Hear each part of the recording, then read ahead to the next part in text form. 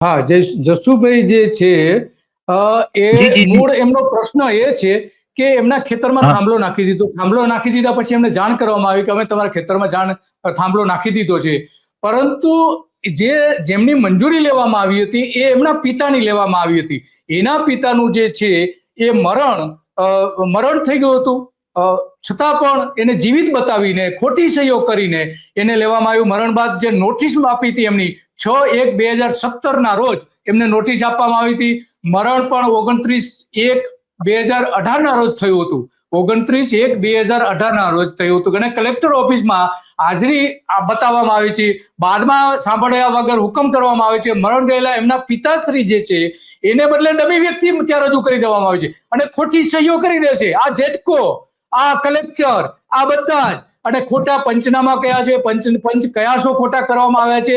જેટકો એ ખોટા રીતે ટાવર ઉભા કરી દીધા હતા. એના અધિકારીઓ જે છે એ અધિકારીઓ નિયમ વિરુદ્ધ ભ્રષ્ટાચાર કરીને તમામ પ્રકારની આ ગેરરીતિઓ અહીંયા કરી છે.